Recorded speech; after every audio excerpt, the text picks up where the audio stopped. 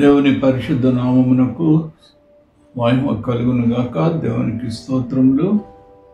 ప్రేమించి దేవుని మహాకృపలో దేవుడి మరి యొక్క నూతన దినమును మనకు బహుమానంగా అనుగ్రహించి వివేకాల వేకప్ విత్ ఈ యొక్క డివోషన్లో పాల్గొంటున్న ప్రతి ఒక్కొక్కరికి ప్రభువైన యేసుక్రీస్తు నామములో శుభములు తెలియజేస్తూ ప్రతి దినము దేవుడిచ్చిన బహుమానము వివేకాల సమయమున ధ్యాన వాక్యముగా యెషయా గ్రంథము 43వ అధ్యాయము 5వ వచనములో భయపడకము, నేను నీకు తోడై ఉన్నాను. భయం అనేది మానవునికి సహజంగా ఎదుర్కొంటున్న గొప్ప సమస్య. ఆదిలో మానవుడు దేవునికి విరోధముగా పాపం చేసి ఆయన దేవునికి దూరస్తుడైపోయి ఉంటున్నాడు. దేవునికి భయపడి చెట్లు చాటున దాక్కున్నాడు. దేవుని సహవాసంలో నుండి దూరస్తుడు అయిపోయాడు. దేవుడిచ్చిన సంతోషాన్ని, సమృద్ధిని ఆయన పోగొట్టుకున్నాడు.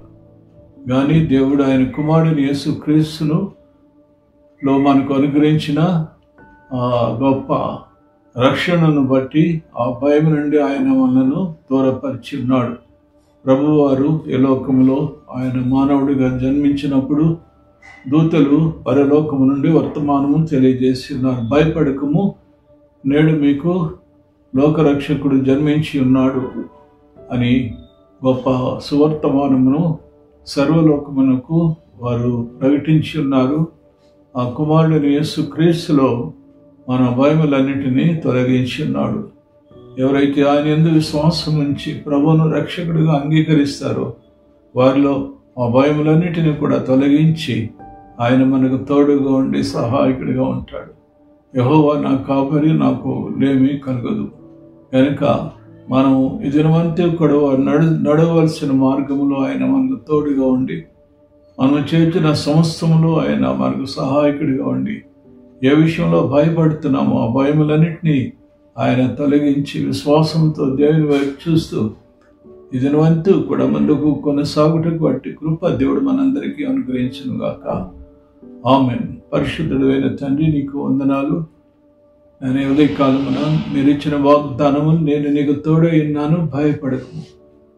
మాలో ఉన్న భయాలన్నింటినీ మీరు తొలగించి విశ్వాసంలో స్థిరపరిచి విశ్వాసముందు విశ్వసించి వాడు కలవరపరుడని సెలవిచ్చున్నావు. మా విశ్వాసాన్ని వృద్ధి చేయండి. వినటం వల్ల విశ్వాసం కలుగును.